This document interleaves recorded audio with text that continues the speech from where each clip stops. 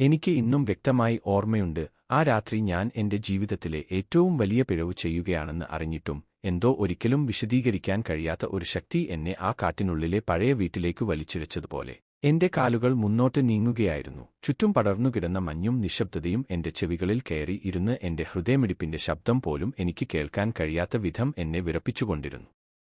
ആ വീട് ഞാൻ കുട്ടിക്കാലം മുതൽ കേട്ടിരുന്ന ഒരു പേര് മാത്രമായിരുന്നു. ആരുടെയും ശ്വാസം അവസാനിക്കുന്ന വീട്. ഗ്രാമത്തിലെ വയസ്സന്മാർ മദ്യപിച്ചിരിക്കുമ്പോൾ പറയുന്ന കഥകളിൽ മാത്രം ജീവിച്ചിരുന്ന ഒരു ഭയം. പക്ഷേ അന്ന് ഞാൻ ആ വഴിയിലൂടെ പോകേണ്ടി വന്നു. കാരണം മഴ പെയ്തുകൊണ്ടിരുന്ന ആ രാത്രി വഴി മാറാൻ മറ്റൊരു മാർഗം ഉണ്ടായിരുന്നില്ല. എന്റെ മൊബൈൽ ഫോണിന്റെ ബാറ്ററി മരിച്ചുപോയിരുന്നു. കാട്ടിലെ കാറ്റ് എന്റെ പുറകിലൂടെ ആരോ ഓടിവരുന്നതുപോലെ എന്റെ കഴുത്തിലെ രോമങ്ങൾ നിവർത്തിയാക്കി. വീടിന്റെ മുന്നിൽ എത്തി നിൽക്കുമ്പോൾ ഞാൻ ആദ്യം ശ്രദ്ധിച്ചത് അതിന്റെ വാതിൽ അല്ല, അതിന്റെ ജനലുകളായിരുന്നു. കാരണം ഒരു കണ്ണുമില്ലാത്ത മുഖം എന്നെ നോക്കുന്നതുപോലെ കറുത്ത ഇരുണ്ട ചതുരങ്ങളായി അവ നിലകൊണ്ടിരുന്നു. അവയ്ക്കുള്ളിൽ എന്തെങ്കിലും ശ്വാസം എടുക്കുന്നുണ്ടോ എന്ന ഭ്രമം പോലും എന്റെ നെഞ്ചിൽ ശ്വാസം മുട്ടിക്കുന്ന വേദനയായി മാറി. ഇവിടെ ആരുമില്ല. ഇത് ഒരു പഴയ വീട് മാത്രമാണ് എന്ന് ഞാൻ എന്റെ മനസ്സിനെ ആശ്വസിപ്പിക്കാൻ ശ്രമിച്ചുകൊണ്ട് വാതിലിന് നേരെ കൈ നീട്ടിയ നിമിഷം എന്റെ പിന്നിൽ നിന്ന് കൃ എന്ന ശബ്ദം മണ്ണിൽ എന്തോ ഇഴയുന്നതുപോലെ വളരെ പതുക്കെ, വളരെ അടുത്ത് എന്റെ ചെവിക്കുള്ളിൽ വീണു. ഞാൻ തിരിഞ്ഞു നോക്കാൻ പോലും ധൈര്യമില്ലാതെ നിശ്ചലനായി നിന്നു. അത് എന്റെ മനസ്സിന്റെ കളിയാണെന്ന് കരുതി ഞാൻ വാതിൽ തുറന്നു. പക്ഷേ ആ വാതിൽ തുറക്കുമ്പോൾ ഉണ്ടാകുമെന്ന് കരുതിയിരുന്ന കരച്ചിലോ ശബ്ദമോ ഒന്നും ഉണ്ടായില്ല. അത്രയും നിശബ്ദമായിരുന്നു ആ തുറക്കൽ. അതുപോലെ തന്നെ എന്റെ ജീവിതം ആ വീട്ടിൽ കയറുന്ന നിമിഷം മുതൽ ശബ്ദരഹിതമായി മാറിയതുപോലെ. അകത്ത് കയറുമ്പോൾ ഒരു പഴയ മണവാസന, പുഴുങ്ങിയ മാംസത്തിന്റെ ഗന്ധം പോലെ എന്റെ മൂക്കിൽ കയറി. എന്റെ വയർ തിരിഞ്ഞു. പക്ഷേ ഞാൻ വാതിൽ അടയ്ക്കാൻ തിരിഞ്ഞ നിമിഷം വാതിൽ താനെ അടഞ്ഞു. അത്ര ശക്തിയായി എന്റെ നെഞ്ചിൽ ഒരു ഭാരം വീണതുപോലെ. അപ്പോൾ ഞാൻ ആദ്യമായി മനസ്സിലാക്കി, ഞാൻ ഇവിടെ ഒറ്റയാളല്ലെന്ന്. ആരെങ്കിലും ഉണ്ടോ എന്ന് ഞാൻ ചോദിച്ചപ്പോൾ എന്റെ ശബ്ദം എന്റെ തന്നെ ചെവിയിൽ തിരിച്ചെത്തിയതുപോലെ. പക്ഷേ അതിനൊപ്പം മറ്റൊരു ശബ്ദം എന്റെ ശബ്ദത്തെ അനുകരിച്ചുകൊണ്ട്, വളരെ വൈകിയുള്ള ഒരു പ്രതിധ്വനി പോലെ ചിരിച്ചുകൊണ്ട് എന്നെ വിളിച്ചു. ഞാൻ മുന്നോട്ട് നടന്നപ്പോൾ ഓരോ ചുവടിലും നിലയിൽ നിന്ന് ചെപ്പോ എന്ന ശബ്ദം എന്റെ കാലടികളെ എണ്ണുന്നതുപോലെ. പിന്നിൽ നിന്ന് ആരോ എന്റെ ചുവടുകൾ പിന്തുടരുന്നതുപോലെ. എന്റെ തല ചുറ്റി ഞാൻ തിരിഞ്ഞു നോക്കുമ്പോൾ ആരുമില്ല. പക്ഷേ ഞാൻ മുന്നോട്ട് തിരിയുമ്പോൾ എന്റെ കണ്ണിന്റെ കോണിൽ നിന്ന് എന്തോ നീങ്ങുന്നതായി തോന്നി. അവസാനം ഒരു മുറിയുടെ മുന്നിൽ ഞാൻ എത്തി. അവിടെ ഒരു ചെറിയ വിളക്ക് കത്തിക്കൊണ്ടിരുന്നു. കാറ്റില്ലാതെയും അത് വിറയുന്നതുപോലെ. ഞാൻ അതിനുള്ളിലേക്ക് നോക്കിയപ്പോൾ ഒരു സ്ത്രീ പുറം തിരിഞ്ഞ് നീളമുള്ള കറുത്ത മുടി നിലത്തേക്ക് വീണു. നിലത്ത് ഇരുന്ന് എന്തോ മന്ത്രം ചൊല്ലുന്നതുപോലെ എന്റെ ഹൃദയം എന്റെ നെഞ്ച് പൊട്ടിച്ചു പുറത്തേക്കു ചാടുമെന്ന് തോന്നുന്ന വിധം ഇടിച്ചു.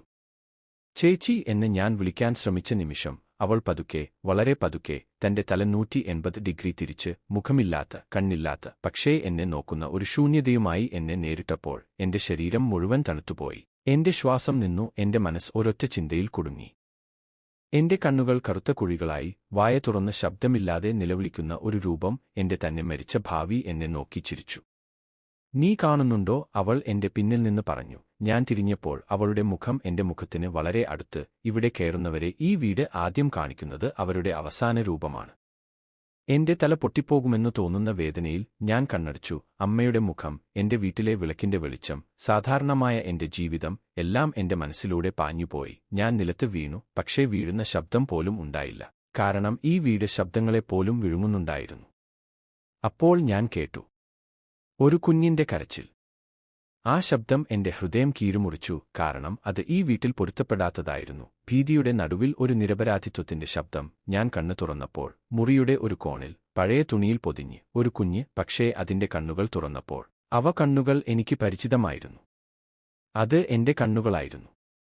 ഇവിടെ സമയം വളയുന്നു, അവൾ പറഞ്ഞു. നീ വന്നതിനു മുമ്പും നീ പോയതിനു ശേഷവും എല്ലാം ഒരുമിച്ച് ഇവിടെ ജീവിക്കുന്നു.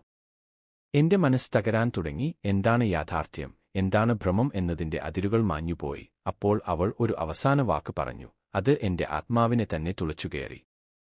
നിനക്ക് രക്ഷപ്പെടാനുള്ള ഒരു വഴിയുണ്ട്. പക്ഷേ അതിന് നീ എന്തെങ്കിലും ഇവിടെ തന്നെ വിട്ടുപോകണം. എന്ത് എന്ന് ഞാൻ ചോദിക്കാൻ ശ്രമിച്ചപ്പോൾ മുറി മുഴുവൻ ഇരുട്ടിൽ മുങ്ങി. കുഞ്ഞിന്റെ കരച്ചിൽ ചിരിയായി മാറി. എന്റെ ശ്വാസം കനത്തതും എന്റെ ഹൃദയം ഭയത്തിന്റെ പിടിയിൽപ്പെട്ടതും ഞാൻ അറിഞ്ഞിരുന്നു. ആ സ്ത്രീയുടെ മുഖമില്ലാത്ത ശൂന്യത എന്നെ നോക്കി നിൽക്കുന്ന ആ നിമിഷം സമയം തന്നെ നിശ്ചലമായതുപോലെ. എന്റെ ഹൃദയമിടിപ്പ് പോലും അവൾ കേൾക്കുന്നുണ്ടോ എന്ന ഭയം കൊണ്ട് ഞാൻ ശ്വാസം എടുക്കാൻ പോലും മറന്നുപോയി. എന്റെ തലക്കുള്ളിൽ ഒരേയൊരു ചിന്ത മാത്രം, ഓടണം. പക്ഷേ എന്റെ കാലുകൾ എന്റെ ശരീരത്തിന്റേതല്ലാത്തതുപോലെ നിലത്ത് പതിഞ്ഞു, എന്തോ അദൃശ്യമായ കയറുകൾ എന്റെ കാൽമുട്ടുകളിൽ ചുറ്റിയിട്ടിരിക്കുന്നതുപോലെ. അവൾ ഒന്നും പറഞ്ഞില്ല. അവളുടെ വായ ഉണ്ടോ ഇല്ലയോ എന്നുപോലും എനിക്ക് തിരിച്ചറിയാൻ കഴിഞ്ഞില്ല. പക്ഷേ എന്റെ ചെവിക്കുള്ളിൽ ഒരു ശബ്ദം, എന്റെ തന്നെ ശബ്ദം പോലെയുള്ളത്, എന്നാൽ അതിനുള്ളിൽ ചിരിയുടെ ഒരു നിഴൽ കലർന്നത്, വളരെ പതുക്കെ പറഞ്ഞു: "നീ ഒടുവിൽ എത്തി." ഞാൻ പിന്നോട്ട് ചുവടുവയ്ക്കാൻ ശ്രമിച്ച നിമിഷം നിലം എന്റെ കാൽക്കീഴിൽ ചലിച്ചതുപോലെ തോന്നി. ആ മുറി നീളുന്നുവോ ചുരുങ്ങുന്നുവോ എന്നറിയാത്ത ഒരു വിചിത്രമായ അവസ്ഥ. വിളക്കിന്റെ വെളിച്ചം പെട്ടെന്ന് മങ്ങിയതും അവളുടെ മുടി കാറ്റില്ലാതെ തന്നെ ഉയർന്നുയർന്നതും എന്റെ ശരീരത്തിലെ ഓരോ രോമവും ഭീതിയിൽ കത്തിനിന്നു. നിങ്ങൾ ആരാണ് എന്ന് ഞാൻ ചോദിച്ചപ്പോൾ എന്റെ ശബ്ദം കരഞ്ഞതുപോലെ വിറച്ചുകൊണ്ടിരുന്നു. അപ്പോൾ അവൾ പതുക്കെ എഴുന്നേറ്റു. നിലത്ത് ഇഴഞ്ഞുകൊണ്ടിരുന്ന അവളുടെ മുടി എന്റെ കാൽവിരലുകളെ സ്പർശിച്ച നിമിഷം എന്റെ ശരീരത്തിലൂടെ ഒരു തണുപ്പ് പാമ്പ് പോലെ കയറി. അവൾ ഒരു ചുവട് മുന്നോട്ട് വച്ചു, പിന്നെ മറ്റൊരു ചുവട്. അവളുടെ കാലുകൾ നിലത്തെ തൊടുന്നില്ലെന്ന് ഞാൻ അപ്പോൾ മാത്രമാണ് ശ്രദ്ധിച്ചത്. അവൾ നടക്കുകയല്ല, ഒഴുകുകയായിരുന്നു, എന്നെ ചുറ്റിപ്പറ്റി, ഒരു വേട്ടക്കാരി തന്റെ ഇരയെ അളക്കുന്നതുപോലെ. "നിനക്ക് ഇവിടെ വരേണ്ടതില്ലായിരുന്നു" എന്ന് അവൾ പറഞ്ഞപ്പോൾ അവളുടെ ശബ്ദം ഒരേ സമയം എന്റെ ചെവിക്കുള്ളിലും എന്റെ തലക്കുള്ളിലും മുഴങ്ങി. "പക്ഷേ ഈ വീട് എപ്പോഴും വിശപ്പുള്ളതാണ്." അവൾ കൈ ഉയർത്തിയപ്പോൾ മുറിയുടെ ചുമരുകൾ പെട്ടെന്ന് ജീവനുള്ളതുപോലെ വിറച്ചു. അവയിൽ നിന്ന് നഖങ്ങളുടെ അടയാളങ്ങൾ, രക്തം ഉണങ്ങിയ പാടുകൾ, ആരൊക്കെയോ ഇവിടെ നിന്ന് രക്ഷപ്പെടാൻ ശ്രമിച്ച അടയാളങ്ങൾ എല്ലാം എന്റെ കണ്ണുകൾക്കു മുന്നിൽ തെളിഞ്ഞു. ഞാൻ മനസ്സിലാക്കി, ഞാൻ ആദ്യനായല്ല, അവസാനനായിരിക്കും എന്നുറപ്പുമില്ല. ഞാൻ ഓടി രക്ഷപ്പെടാൻ തിരിഞ്ഞ നിമിഷം വാതിൽ അവിടെ ഇല്ലായിരുന്നു. പകരം ഒരു വലിയ കണ്ണാടി എന്റെ പ്രതിബിംബം കാണിച്ചുകൊണ്ട്. പക്ഷേ അത് ഞാൻ ആയിരുന്നില്ല. അവൾ പറഞ്ഞ ആ വാക്കുകൾ, "നിനക്ക് രക്ഷപ്പെടാനുള്ള ഒരു വഴിയുണ്ട്. പക്ഷേ അതിന് നീ എന്തെങ്കിലും ഇവിടെ തന്നെ വിട്ടുപോകണം." എന്റെ തലക്കുള്ളിൽ വീണ്ടും വീണ്ടും മുഴങ്ങിക്കൊണ്ടിരുന്നു. ഞാൻ എന്ത് വിട്ടുപോകണം എന്ന ചിന്ത തന്നെ എന്റെ ആത്മാവിനെ പിളർത്തുന്ന ഭയം ആയിരുന്നു. കാരണം ആ വീട്ടിൽ ഞാൻ കണ്ട ഓരോന്നും, മുഖമില്ലാത്ത സ്ത്രീ മുതൽ എന്റെ കണ്ണുകളുള്ള കുഞ്ഞുവരെ, എല്ലാം എനിക്ക് തന്നെയായിരുന്നു. എന്റെ ഭാവിയും എന്റെ പഴയതും ഒരുമിച്ച് എന്നെ നോക്കി ചിരിച്ചുകൊണ്ടിരുന്നത്. "എന്താണ് ഞാൻ വിട്ടുപോകേണ്ടത്?" എന്ന് ഞാൻ ചോദിച്ചപ്പോൾ എന്റെ ശബ്ദം ഇനി എന്റേതല്ലാത്തതുപോലെ ശൂന്യമായിരുന്നു. അപ്പോൾ അവൾ പതുക്കെ കൈ നീട്ടി എന്റെ നെഞ്ചിന്റെ നേരെ. അവളുടെ വിരലുകൾ തൊടുന്നതിനു മുമ്പേ എന്റെ ഹൃദയം നിർത്തിപ്പോകുമെന്ന് തോന്നിയ നിമിഷം അവൾ പറഞ്ഞു: "നിന്റെ ഭയം."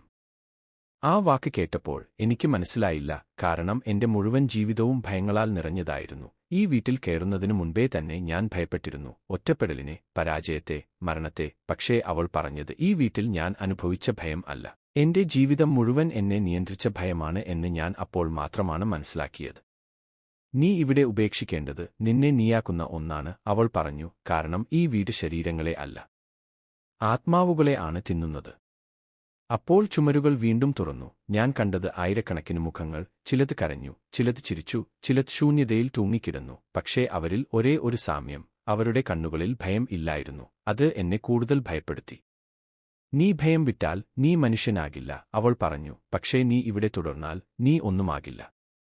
എനിക്ക് ഒരു തിരഞ്ഞെടുപ്പ് നൽകി, പക്ഷേ അത് യഥാർത്ഥത്തിൽ ഒരു ശിക്ഷയായിരുന്നു. ഞാൻ എന്റെ അമ്മയെ ഓർത്തു. എന്റെ ബാല്യകാലം, എന്റെ സന്തോഷം, എന്റെ ദുഃഖം, എല്ലാം ഭയത്തിന്റെ നിഴലിലായിരുന്നു. ഞാൻ ഭയം ഇല്ലാതെ ജീവിച്ചാൽ ഞാൻ ആയിരിക്കുമോ? പക്ഷേ പിന്നെ ഞാൻ എന്റെ കണ്ണുകളുള്ള കുഞ്ഞിനെ ഓർത്തു. അത് കരയാതെ എന്നെ നോക്കിയിരുന്ന ആ ശൂന്യത, എന്റെ തന്നെ തുടക്കം ഈ വീട്ടിൽ പെട്ടുപോകുമെന്ന സത്യം. ഞാൻ പതുക്കെ തലകുനിച്ചു. "എടുത്തോളൂ," ഞാൻ പറഞ്ഞു. അവൾ ചിരിച്ചില്ല, അവൾ കരഞ്ഞതുപോലുമില്ല. അവൾ എന്റെ നെഞ്ചിൽ കൈവച്ചു. അപ്പോൾ ഞാൻ ഒരു വേദനയും അനുഭവിച്ചില്ല. പക്ഷേ എന്റെ ഉള്ളിൽ നിന്ന് എന്തോ വലിച്ചെടുക്കുന്ന പോലെ, എന്റെ ഓർമ്മകളുടെ നിറം മങ്ങുന്നതുപോലെ, എന്റെ ഹൃദയമിടിപ്പ് ഇനി എന്നെ അറിയിക്കാത്തതുപോലെ ഞാൻ ശൂന്യനായി. അടുത്ത നിമിഷം ഞാൻ മഴയിൽ നിൽക്കുകയായിരുന്നു. കാട് അവിടെ തന്നെയുണ്ടായിരുന്നു, പക്ഷേ വീട് ഇല്ലായിരുന്നു. ഗ്രാമത്തിലെ ആളുകൾ എന്നെ കണ്ടെത്തിയപ്പോൾ അവർ പറഞ്ഞു, "ആ സ്ഥലം വർഷങ്ങളായി ശൂന്യമാണ്, അവിടെ ഒരിക്കലും ഒരു വീട് ഉണ്ടായിരുന്നില്ലെന്ന്." ഞാൻ പറഞ്ഞ കഥ കേട്ട് അവർ ചിരിച്ചു. പക്ഷേ അവരുടെ ചിരിയിൽ ഒരു വിറയൽ ഉണ്ടായിരുന്നു. കാരണം എന്റെ കണ്ണുകളിൽ എന്തോ തെറ്റുണ്ടെന്ന് അവർ കണ്ടിരുന്നു. ഞാൻ വീട്ടിലേക്ക് മടങ്ങി എന്റെ അമ്മയെ കണ്ടു. അവൾ കരഞ്ഞു. ഞാൻ അവളെ കെട്ടിപ്പിടിച്ചു. പക്ഷേ എനിക്ക് ഒന്നും തോന്നിയില്ല. സന്തോഷമോ ദുഃഖമോ ഒന്നുമില്ല. ഞാൻ സുരക്ഷിതനായിരുന്നു, പക്ഷേ ജീവിച്ചിരുന്നില്ല.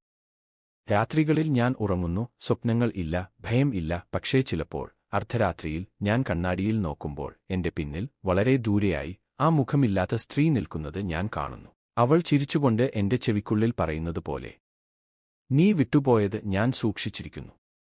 അപ്പോൾ ഞാൻ മനസ്സിലാക്കുന്നു, ഈ വീട്ടിൽ നിന്ന് ഞാൻ രക്ഷപ്പെട്ടില്ല. വീട് എന്നെ എന്റെ ഉള്ളിൽ തന്നെ കൊണ്ടുവന്നു.